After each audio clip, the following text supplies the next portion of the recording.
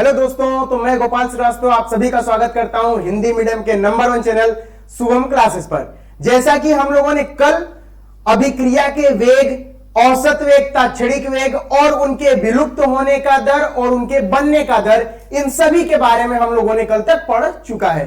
आज हम लोग इनसे संबंधित जो जो प्रश्न आते हैं, जो हम लोग के बोर्ड के पेपर के लिए महत्वपूर्ण होते हैं, उन प्रश्नों के बारे में आज यहां पर देखेंगे कि कैसे प्रश्नों को किया जाता है। तो आइए दोस्तों स्टार्ट करते हैं आज का सेशन। लास्ट तक बने रहिए, वीडियो को देखते रहिए और देखने के बाद आपके सामने जितने भी इस तरीके के क्वेश्चन आएंगे आप लोग करने के लिए इसको सक्षम होंगे। तो आइए स्टार्ट करते हैं। जैसे पहला क्वेश्चन अगर हमको दे दिया है कि 4Q ये यहां पर बनाता है 3R प्लस S, ये हम लोग का कोई रिएक्शन हो गया कि 4Q से क्या बना, 3R प्लस S बन गया। अब अगर हमको दे चुका है कि माइनस DQ बटे DT और यहां पर बोला है इसका मान कितना हो गया है, K1 और P टू दी पावर कितना, X दे दिया है। और अगर यहां पर दे दिया है DR बटे में DT बराबर K2 और P टू दी पावर यहां पर भी क्या दे दिया है, X दे दिया है। और अगर दे दिया है DS और बटे में DT और इसका मान कितना दिया है, K3 और P to the power X। हमसे पूछ दिया है कि बताइए K1 रेशियो K2 और K3 इन तीनों में क्या अनुपात होगा। तो इस प्रकार के प्रश्नों को करने के लिए सबसे पहले हम अभिक्रिया के वेग के फॉर्मूले को, वेग के सूत्र को इस्तेमाल करते हैं, जैसा कि आप लोगों ने कल पढ़ चुका है। तो आइए उसको स्टार्ट करते हैं, कैसे ये क्वेश्चन हम लोग करेंगे। तो मैं कलर चेंज कर लेता हूं यहां पर। अब इस क्वेश्चन को करना हम लोग स्टार्ट करते हैं। तो हम लोगों को पता है कि 1/4 माइनस DQ बटे DT, ये पहला हो गया। इस साइड में जो होगा अभिकारक होगा और इस साइड में जो होगा वो उत्पाद होगा, बराबर 1/3 और फिर क्या हो जाएगा यहां पर DR और बटे में DT बराबर DS बटे में DT। अब हम सभी अभिकारक तथा उत्पाद के लिए इनके वेगों को लिख चुके हैं, दर को लिख चुके हैं। अब यहां पर मान रखते हैं हम, तो -1/4, ये जो माइनस DQ अपॉन DT है, मतलब इस माइनस के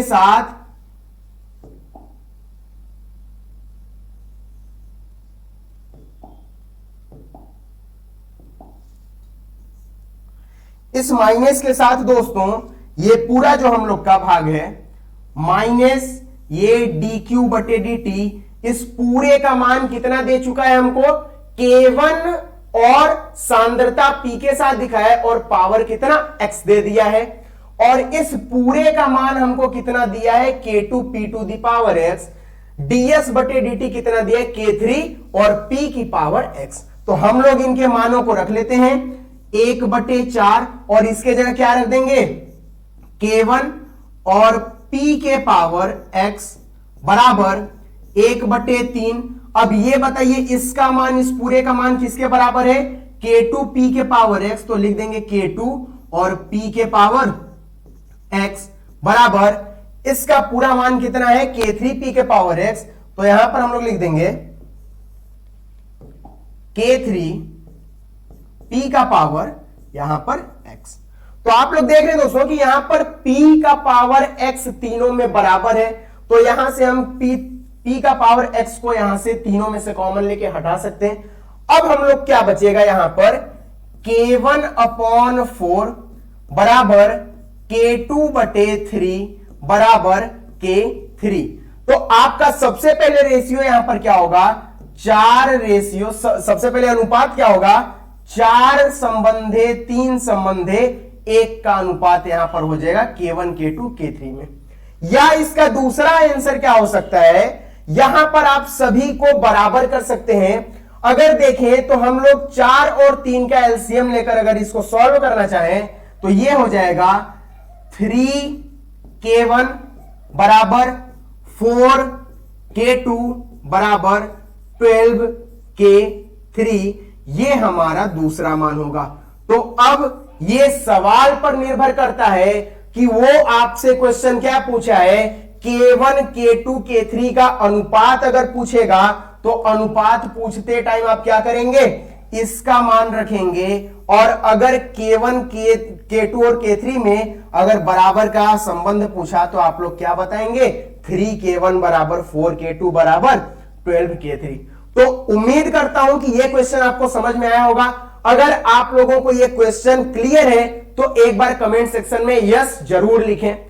अब इसके आगे हम लोग देखते हैं दूसरे क्वेश्चन के बारे में जो थोड़ा अलग तरीके से पूछता है। तो इसके बाद दूसरा क्वेश्चन स्टार्ट करते हैं नेक्स्ट पेज पर। देखिए क्या होगा, अगर हम लोगों ने यहां लिख दिया N2 प्लस 3H2, ये क्या बना रहा है, 2NH3 बना रहा है। अब हमसे बोल दिया कि इस अभिक्रिया में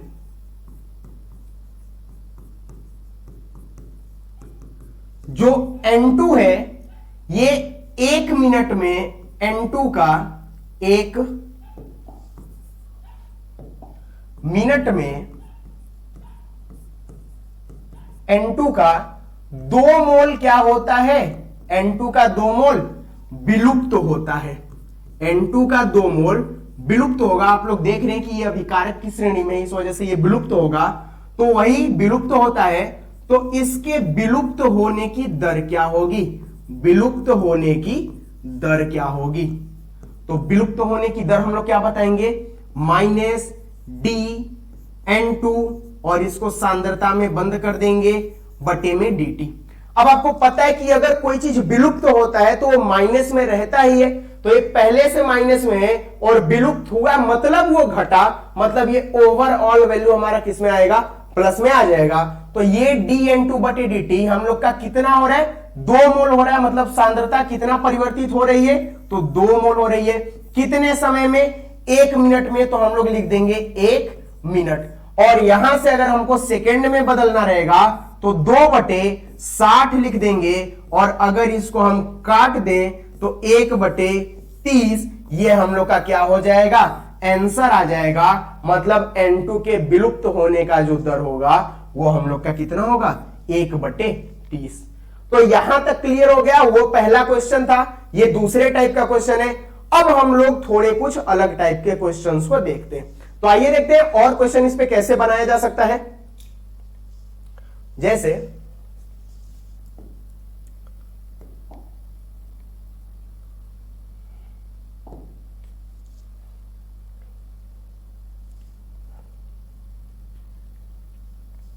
ये सर ने इंग्लिश में टाइप कर दिया है, लेकिन कोई दिक्कत नहीं, मैं बता देता हूं कि इसका हिंदी में क्या मतलब होगा।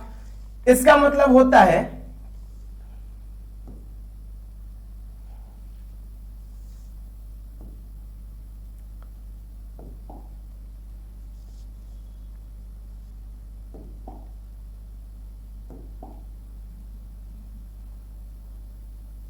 देखिए दोस्तों, इसका मतलब होता है डीकंपोजिशन का मतलब अपघटित होना। क्या होना, अपघटित होना।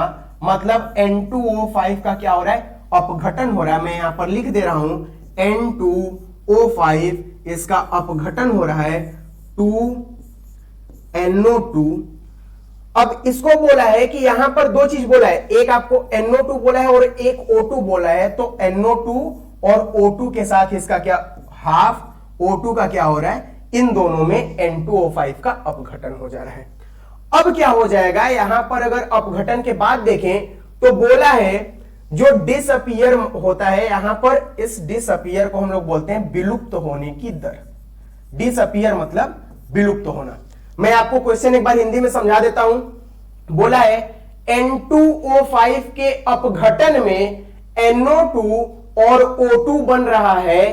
किसी एक क्षण N2O5 के विलुप्त होने का जो दर है वो 2.5 × 10⁻² मोल डेसीमीटर -3 और सेकेंड -1 है, मतलब N2O5 के विलुप्त होने का जो दर है, विलुप्त होने का जो दर है वो कितना है यहां पर 2.5 गुणे 10 के पावर -2 मोल डेसीमीटर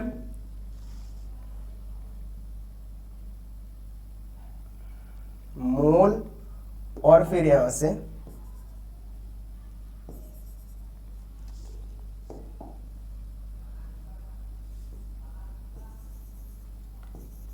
डेसीमीटर -3 और सेकेंड -1। आप लोग बोलेंगे कि मोल पर लीटर होता है, तो पर लीटर ही हमारा कितने के इक्वल होता है, डेसीमीटर क्यूब के इक्वल होता है, इसीलिए लीटर -3 के जगह क्या लिख दिया है हम लोग का डेसीमीटर -क्यूब लिख दिया है। अब क्या करेंगे, ये विलुप्त होने का दर हमको दोस्तों पता चल चुका है, तो अब हम लोगों से पूछा है कि बताइए एट व्हाट रेट, मतलब किस दर से NO2 और O2 यहां पर बनेंगे। अगर N2O5 के विलुप्त होने का दर इतना है तो NO2 और O2 के बनने का दर कितना होगा, यही हमसे पूछा है। कुछ नहीं करना है, सिंपल सवाल है, आपको लिखना है बस D और क्या करना है N2O5 और बटे में dt और क्या लगा देना है माइनस। ये बराबर होगा किसके 1/2, यहां पर प्लस होगा क्योंकि ये उत्पाद बन रहा है, यहां पर लिखेंगे D NO2 बटे में dt और इधर क्या हो जाएगा इक्वल टू, अब ये देखिए अगर 1/2 हम लोग लिखते हैं 1/2, यहां से पहले में बटे में 2 है, तो आप लोग ये मैथ में पढ़े होंगे कि पहले से बटे में है, तो ये अब क्या हो जाएगा गुणा में हो जाएगा, मतलब हम लोग क्या लिख देंगे 2 लिख देंगे, तो यहां पर क्या हो जाएगा 2 और फिर d और फिर O2 और बटे में dt। अब हमसे इन दोनों के बनने का दर पूछा है, तो इस पूरे का हमको कितना मान दिया है विलुप्त होने का 2.5, तो हम लोग लिख लेंगे, पहले इसको लिख लेते हैं 1/2 और d NO2 और बटे में क्या हो जाएगा 2, ये किसके बराबर है इसके बराबर है, मतलब इसका मान कितना है 2.5 गुणे 10 के पावर -2 मोल डेसीमीटर -3 और सेकेंड -1। अब देखिए इसका अगर हम क्या कर सॉरी यहां dt रहेगा dt। अब अगर हमको इसका मान बताना है तो इस 2 का अगर इधर मल्टीप्लाई कर दें तो DNO2 और बटे में क्या आ जाएगा dt, ये किसके बराबर होगा 2 गुणे 2.5 गुणे 10 के पावर -2, मतलब ये पूरा कितना हो जाएगा 5 गुणे 10 के पावर -2, यहां पर हो जाएगा मोल डेसीमीटर -3 और सेकेंड -1। ये हम लोग का दोस्तों क्या होगा आंसर होगा केवल NO2 के बनने का। अब यहां पर O2 के बनने का क्या होगा, तो O2 के बनने का देख लेते हैं, यहां पर हम लोग लिखेंगे DO2 और बटे dt। आप लोग देख रहे हैं कि ये इसके भी बराबर है, यहां से मैं कलर चेंज करके बता देता हूं, जैसे ये जो पूरा है ये हम लोग के तीनों आपस में क्या है बराबर है, तो पहले तो इसके साथ हम इसको बराबर करके दिखा दिए यहां पर, तो आंसर आ गया 5 गुणे 10 के पावर -2। अब क्या करेंगे, ये DO2 बटे dt जो है ये बराबर होगा किसके इस पूरे के, और इस पूरे का मान विलुप्त होने का मान हमको पहले से कितना दे चुका है 2.5, तो 2.5 गुणे 10 के पावर -2। अब यहां से आप अगर पता करना चाहें तो DO2 और बटे में dt ये कितना हो जाएगा 2.5 गुणे 10 के पावर -2 बटे में 2। इसको अगर कट करें तो हम लोग का आंसर आ जाएगा 1.25 गुणे 10 के पावर -।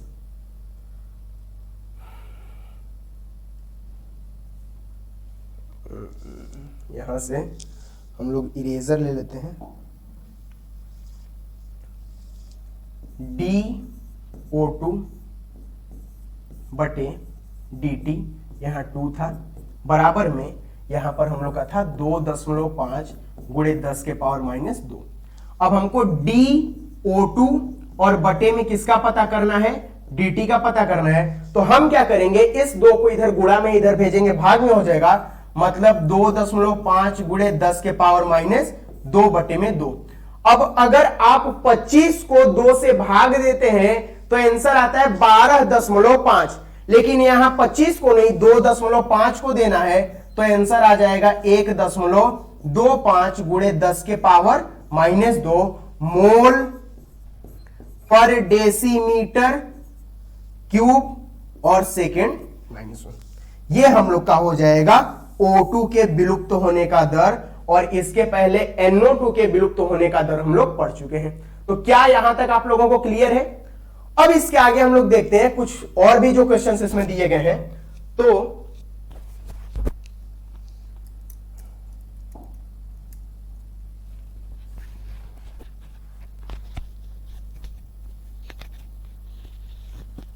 क्या आप लोगों को मेरी आवाज क्लियर जा रही है? एक बार कमेंट सेक्शन में यस या नो में आप लोग आंसर दे दीजिए।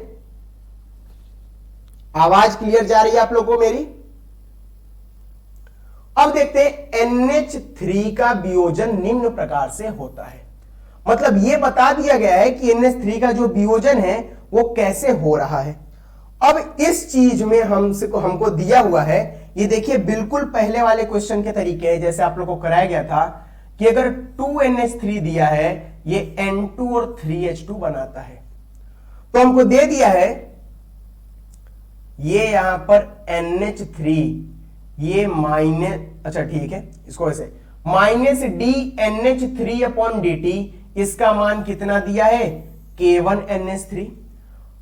dN2/dt का मान कितना दिया है, K2NH3। और dH2/dt का मान कितना दिया है, K3NH3। हमसे पूछा है K1 K2, ये थोड़ा सा मिस्टेक हो गया है, मुझको लग रहा है टाइपिंग करने में सर से। यहां पर K1 K2 तथा K3 के मध्य अनुपात ज्ञात कीजिए क्वेश्चन होगा। तो आपको लिख देते हैं K1 K2 तथा K3 के मध्य अनुपात ज्ञात कीजिए, यही हमको बताना है, यही हमसे पूछा गया है। अब ये बताइए यहां अनुपात पूछ दिया गया है, तो पिछले क्वेश्चन में हम लोगों ने देखा था अनुपात पूछे या उनमें संबंध पूछे तो हम लोग कैसे बताते हैं। बस आप क्या कीजिए, इस रिएक्शन को आप औसत या तात्क्षणिक के पदों में लिख लीजिए। हम क्या करते हैं, यहां पर तात्क्षणिक के पदों में दिया तो लिख लेते हैं।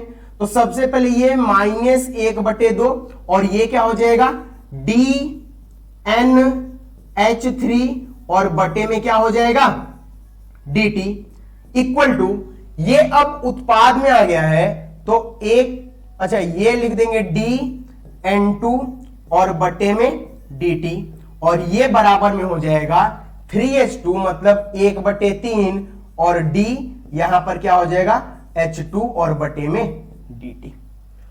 अब हमको इसका मान दे चुका है, इसका मान दे चुका है और इसका मान दे चुका है। दोस्तों हम लोग सभी के मान को यहां पर रख देंगे। अब मान रखते टाइम क्या करेंगे, यहां पर इस पूरे का माइनस को लेते हुए ये DNH3 dt का पूरा मान कितना दे चुका है। अगर इस पूरे का मान देखें तो K1NH3 दिया है, मतलब -DNH3/dt। इसके जगह हम लोग क्या लिख देंगे, यहां पर K1NH3 तो लिखेंगे K1NH3 और ये किसके साथ 1/2 के साथ बराबर लिखेंगे।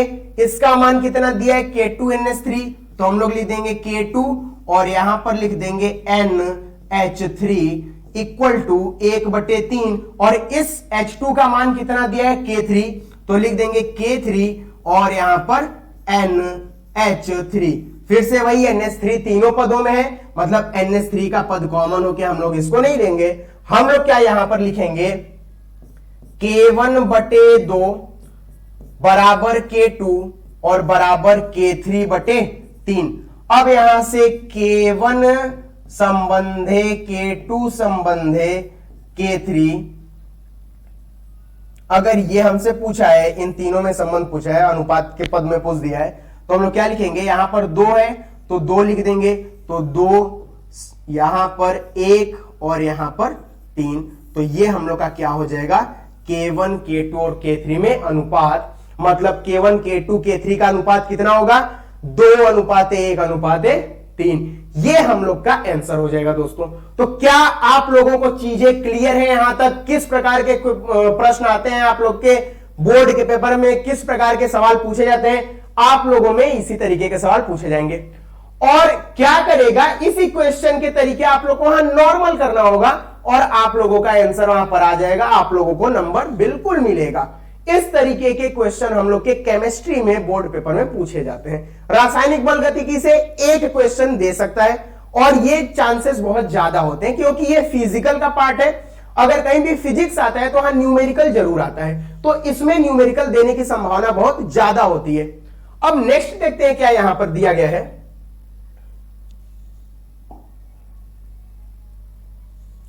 ये अभिक्रिया दिया गया है हमको, तो हम लोग क्या करते हैं,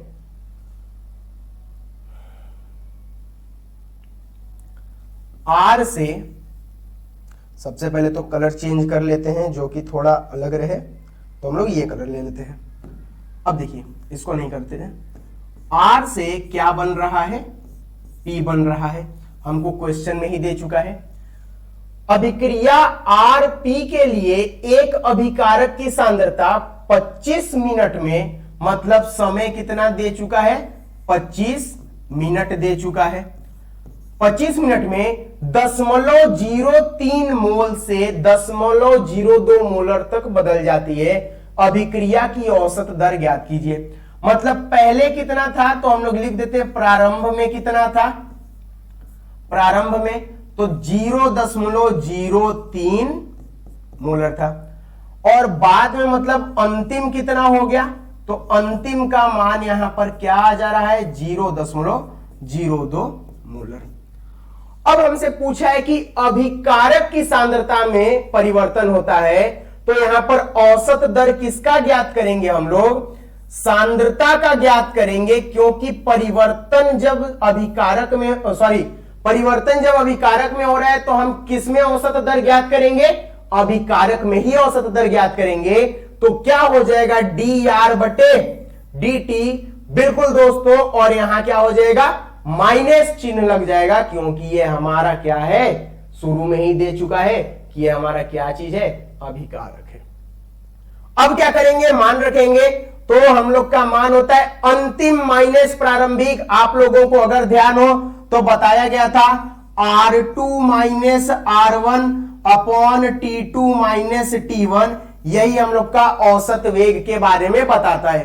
अब यहां पर R2 और R1 का मान रखते हैं। आप लोग पूछेंगे R2 R1 कहां से आया सर, तो देखिए यहां पर डेल्टा R लिखा जाता है। डेल्टा मतलब मैंने बताया था कि डेल्टा कहीं भी आए तो इसका मतलब होता है परिवर्तन, और परिवर्तन का मतलब होता है अंतिम माइनस प्रारंभिक।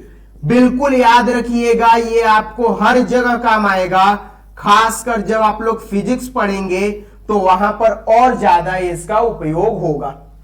अब क्या करेंगे, अंतिम सांद्रता में से प्रारंभिक सांद्रता को घटाएंगे तो माइनस अंतिम सांद्रता कितनी दी गई है दोस्तों, 0.02, तो 0.02 माइनस 0.03 बटे में हम लोग का समय कितना दिया गया, 25 मिनट, तो यहां लिख देंगे 25। अब माइनस 0.02 में से 0.03 माइनस करेंगे तो आंसर आएगा 0.01, और बटे में 25, ये हमारा क्या है, मिनट है। यहां से आंसर क्या आ जाएगा, 0.01 बटे 25 मिनट हो जाएगा। या क्या कर सकते हैं आप लोग, इस एक को आप यहां से दशमलव से हटाकर 10 के घात में लिख सकते हैं, तो ये क्या हो जाएगा, अगर 1 लिख दें तो 10 के पावर -2 होगा।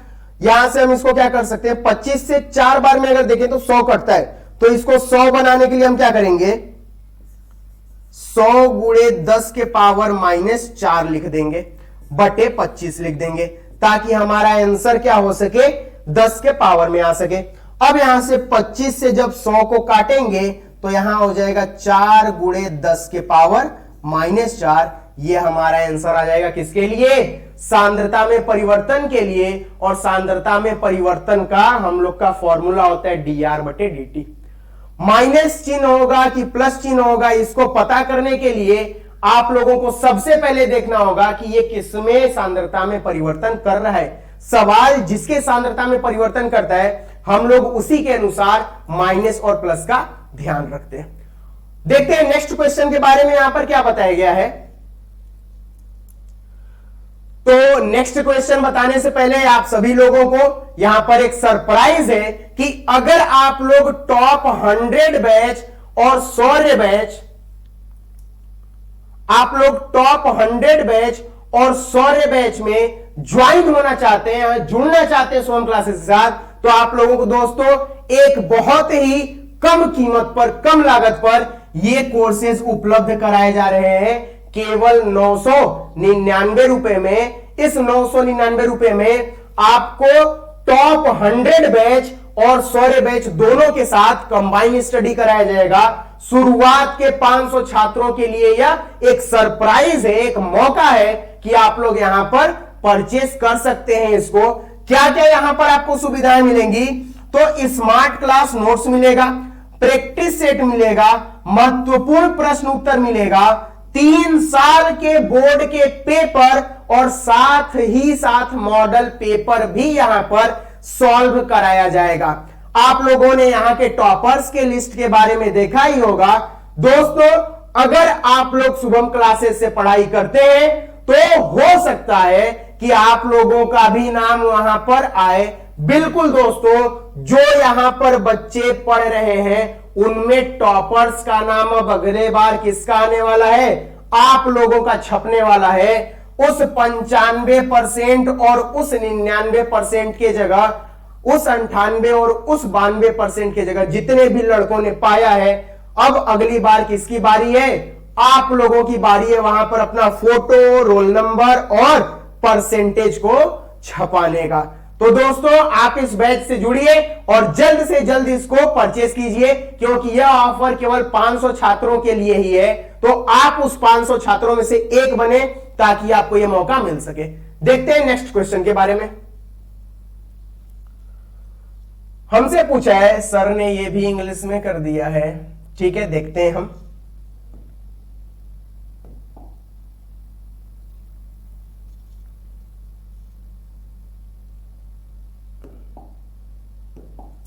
देखिए बोला है कि किसी अभिक्रिया के लिए 2a + 3b मिलकर क्या बनाते हैं, 4c बनाते हैं। ये 2a + 3b मिलकर क्या बना रहे हैं, 4c बना रहे हैं। वहां अभिक्रिया की दर या अभिक्रिया का वेग हम लोग कैसे लिखेंगे, 4 ऑप्शन दिए गए हैं, 4 में बताना है कि कौन सा ऑप्शन सही है। तो सबसे पहले इसके जगह हम लोग लिख लेते हैं R। अच्छा ये सभी तो दिए गए हैं, ये ऑप्शन ए है, ऑप्शन सी है, ऑप्शन बी है, ऑप्शन डी है। बताइए दोस्तों आप लोग कमेंट कमेंट करके बताइए कि इनमें से कौन सा ऐसा ऑप्शन है जो सही है। अभी कल ही इसके बारे में आप लोगों ने पढ़ा है और जितने भी सवाल हम लोगों ने अभी तक लगाए हैं वो सभी इसी पर आधारित प्रश्न थे। तो आप लोग कमेंट में बताइए कि कौन सा ऑप्शन सही होगा। कमेंट का वेट करते हैं, देखते हैं किसका सही आंसर आता है। आप लोग वीडियोस को पॉज करके देखिए कि यहां पर कौन से आंसर सही हो सकते हैं, इनमें से कौन सा ऑप्शन है जो यहां पर सही हो सकता है। क्या डी सही होगा, बी सही होगा, ए सही होगा, सी सही होगा, बताएं जरा आप लोग। ठीक है, हम देखते हैं कि कौन सा आंसर सही होगा। अब यहां पर क्या करना है, दिया हुआ है 2a + 3b, ये मिलकर क्या बना रहे हैं, 4c। अब इधर का जो भी हम लोग का मान रहेगा वो माइनस के साथ लिखेंगे और इधर को प्लस के साथ। तो यहां पर क्या हो जाएगा, -1/2 डेल्टा। अच्छा यहां पर डेल्टा नहीं, यहां पर डी के साथ दिया है तो इसको डी कर लेते हैं, डी और a/dt। अब देखिए ये आपका पहला आंसर आया। आप देख लीजिए -1/2 किसमें किसमें है, तो -1/2 इसमें है और -1/2 इसमें है। मतलब ऊपर के आपके दोनों क्वेश्चन तो वैसे ही गलत हो गए। फिर दूसरे के बारे में देखते हैं, तो लिखेंगे बराबर, वो भी माइनस में रहेगा, -1/3 और फिर क्या हो जाएगा, डी बी बटे में डी टी। तो देखते हैं किसके में -1/3 dB बटे dt है। तो इसमें देखिए दोस्तों, ये प्लस लगा है और ये माइनस लगा है, मतलब ये ऑप्शन भी हमारा गलत हो गया। हमारा सही ऑप्शन कौन सा होगा, डी। और लास्ट का भी हम लोग करके देख लेते हैं, ये हम लोग का उत्पाद में है, मतलब धनात्मक होगा, 1/4 डी सी बटे dt, मतलब हम लोग का ऑप्शन जो डी था वो डी क्या हो जाएगा, करेक्ट हो जाएगा। समझ में आया यहां तक? तो आप लोगों को क्या करना है, बस पीछे की चीजों को रिवाइज करते चलिए, आप लोग के क्वेश्चन आसानी से होते चलेंगे। देखते हैं नेक्स्ट क्वेश्चन इसमें क्या दिया गया है। यहां पर क्या बताना है, CH3COOH C2H5OH CH3COO C2H5 और H2O। इस क्वेश्चन में करना क्या है, लगता है इस क्वेश्चन में कुछ बताया गया था, बट ये क्वेश्चन पूरा नहीं है। आपको बता देते हैं कि ये जो क्वेश्चन है, ये सबसे पहली बात,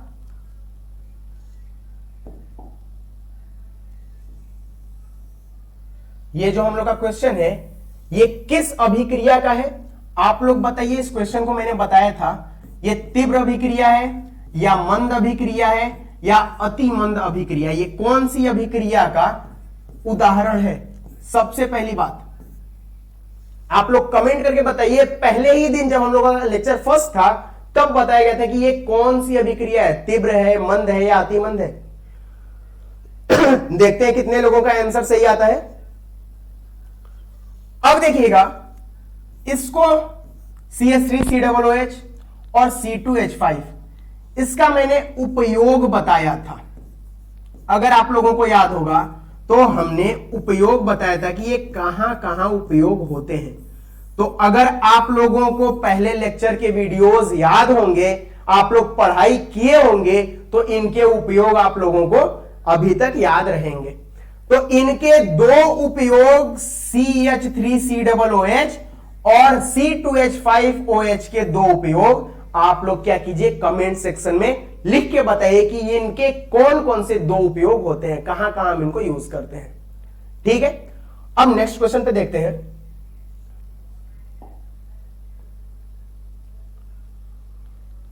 बोला गया है कि जो हम लोग का अभिक्रिया की दर होता है, उस अभिक्रिया की दर का क्या यहां पर मात्रक होता है। तो अभिक्रिया की दर का मात्रक के बारे में पता करना है, तो देख लेते हैं अभिक्रिया की दर का मात्रक क्या होता है। तो बताया गया था कि अभिक्रिया का दर का जो मात्रक होता है वो मोल, मतलब डेल्टा C बटे डेल्टा T होता है। C किसको बताता है, सांद्रता के पद को, मतलब यहां पर सांद्रता का क्या होता है मात्रक, मोल पर लीटर, और बटे में क्या है, टाइम है, तो गुणे 1/सेकेंड। तो हम लोग का आंसर क्या हो जाएगा, मोल बटे लीटर सेकेंड, या इसी को हम लोग लिख देते हैं मोल लीटर -1 और सेकेंड -1। कौन सा यहां पर ऑप्शन है जो इससे मिल रहा है, none of this. Mole litre बिल्कुल नहीं, मोल लीटर ग्राम एकदम नहीं, मोल लीटर सेकेंड बिल्कुल सही, मतलब हम लोग का ये तीनों ऑप्शन गलत हो गया और फर्स्ट वाला ऑप्शन क्या होगा, सही होगा।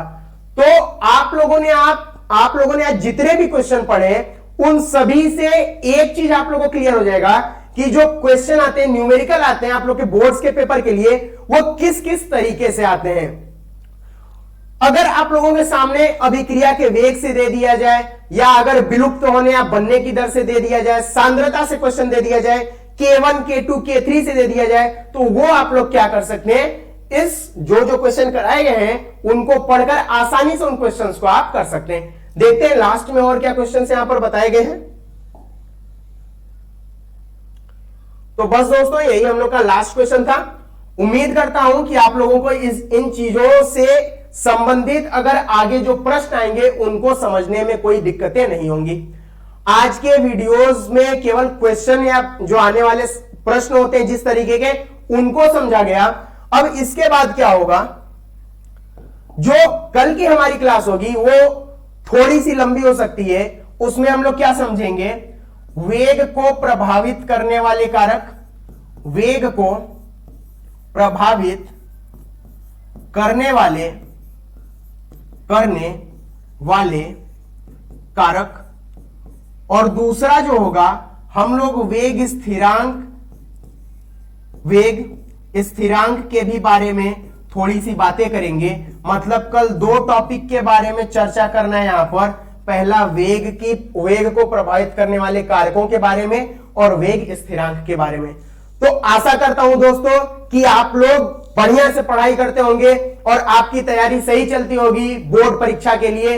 और मैं ये उम्मीद करता हूं कि आप लोग बोर्ड के पेपर में 90 प्लस आप लोग मार्क्स जरूर करेंगे। अभी से आपकी तैयारी अगर लगातार चलती रही तो आप लोग अच्छे मार्क्स से वहां पर क्या करेंगे, पास होंगे। और इस बार जो फोटो वहां छपा हुआ है, अगले बोर्ड के परीक्षा फल के बाद वहां पर फोटो आप लोगों का होगा। तो ऐसे ही पढ़ाई करते रहिए और जो भी दिक्कतें हो आप डाउट्स को यहां पर पूछते रहिए। बाकी उसके बाद जो हम लोग कल के क्लास में पढ़ेंगे आपको समझा दिया गया है यहां पर। बाकी मिलते हैं कल दोस्तों। ओके, धन्यवाद। और सभी लोग मन से पढ़ाई करते रहे। बाकी मिलते हैं कल। ओके दोस्तों।